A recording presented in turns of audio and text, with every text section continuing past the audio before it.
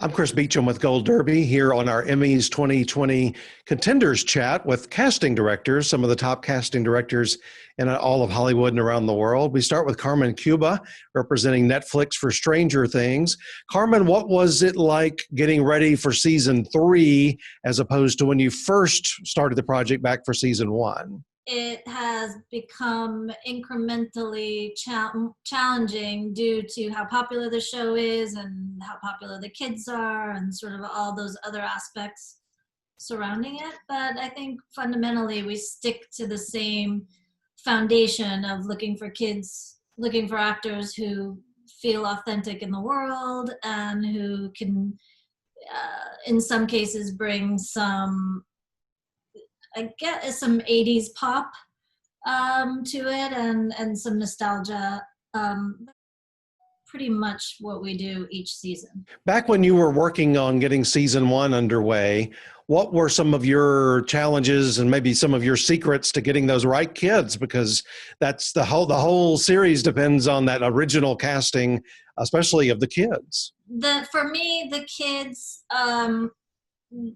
first of all, the project was initially called Montauk, and I'm Peruvian and American, and my American childhood, my American family spent summers in Montauk in the 80s. So I was very connected to that the spirit of those kids to begin with, because I really just sort of saw myself and my cousins in them. And at the same time, I also have children who are the same age as those characters. So I was very closely observing what real kids are, what real kids are like, and I just was sort of looking for the most authentic and singular kinds of kids. And obviously that's easy to say, but harder to do. But the material was fantastic, and we just did a huge search. And the Duffer Brothers and I are very symbiotic, especially when it comes to kid casting. So we kind of fell in love with these kids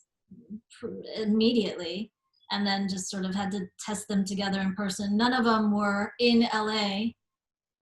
The semifinal round had some LA kids, but none of the kids who were cast are from LA. So, we had to first Skype with them and then get them in a room together to see how they would actually work. But they were unique and impressive from the very beginning. Of course, over your career and on this project, you're casting adults and children, but is there some kind of special pride being a mom yourself too, when you see child actors that you get to hire and then they really deliver and you see what a good job they do?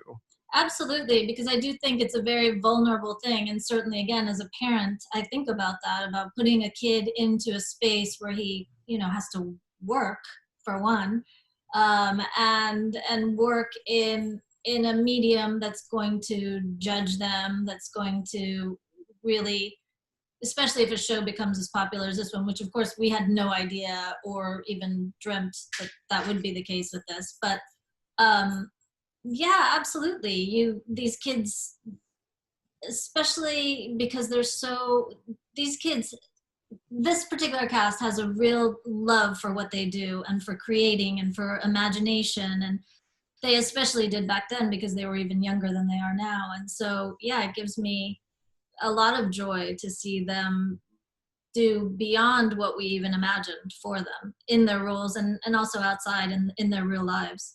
Well, for that first season, you won an Emmy Award, and take us back to that night and what that meant to you, getting that from your peers in the casting branch. It's a funny thing to think about in the middle of COVID. Like, that seems so foreign and far away. It was certainly exciting. I have, friends who were also nominated, and so that made it a really great experience. And I think that it was one of those projects where so many of the collaborators were nominated that it felt like we had done this together. And even just being nominated, not the winning part even. I'm fairly shy, I guess. So it was nerve-wracking for sure to get called and go up there and have to speak, but I wrote things down so that I didn't have to rely on myself. But I was happy to have had the experience for sure. Well, let's talk a little bit more about the third season, because that's why you're here today, and that's what'll be on the Emmy ballot this summer. Maya Hawke was a great addition to this season. What drew you to her and this particular character? So the Duffers and I are talking all year round about sort of what they're thinking for the future season and what might be coming up, because they know that I'm working on a bunch of different things and seeing a bunch of different actors, and sometimes if they can give me a heads up about a part, I can start thinking about it way in advance. And I was casting a film called Boy Raced, and she was recommended to me. She was still in school, and I don't think she had an agent yet. And so I had her audition for something in Boy Raced, and she wasn't quite right for that, but she certainly struck me.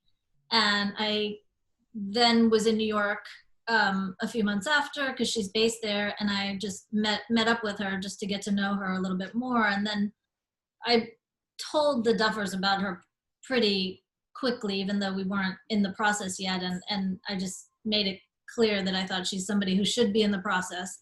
And lo and behold, she made it on through. When just over the course of your career, not specifically about Maya, but when you've got somebody that's the child of an actor, or in this case, two actors, is that generally a good thing, a bad thing, or indifferent? I've worked with a lot of children of actors, actually. Eve Hewson on The Nick.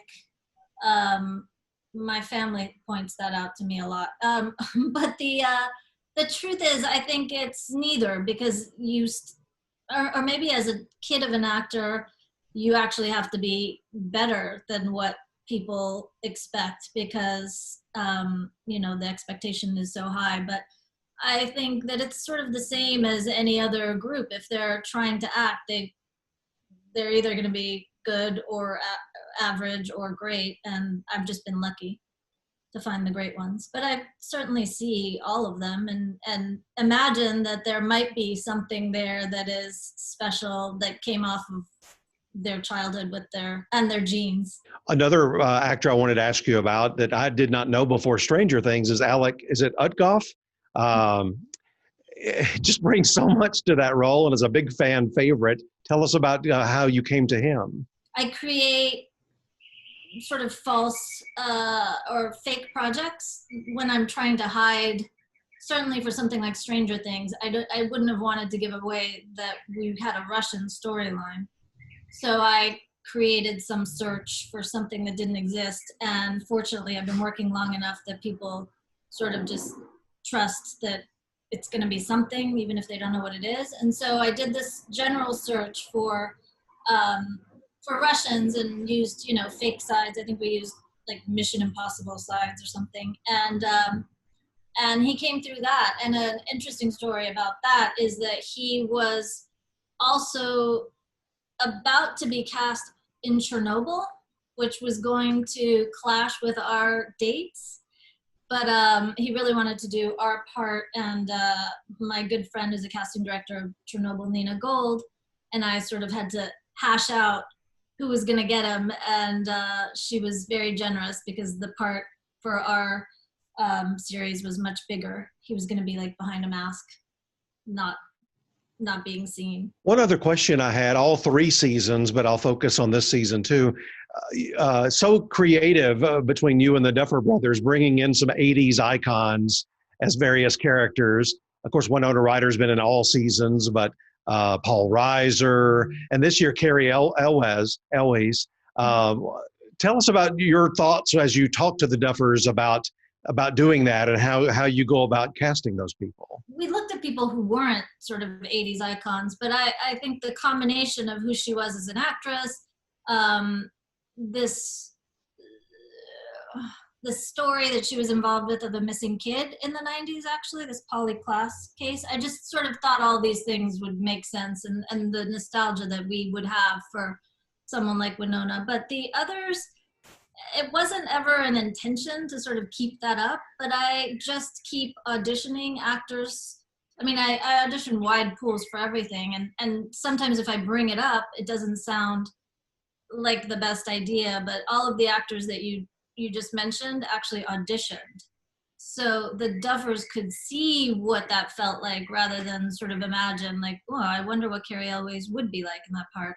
And so it actually just starts to feel like a really authentic and natural fit. And obviously it does play into the nostalgia of our audience and the way that the show is a pastiche of those films also. So It's a nice wink to the people that grew up in that era to see those people in a show about the '80s. I just think that's a neat idea. absolutely. And for me, I mean, I'm someone who grew up in watching everything in the 80s too, and you know, it's still amazing to me. Like when Carrie came in to audition, I was still like, oh my God, it's Princess Bride.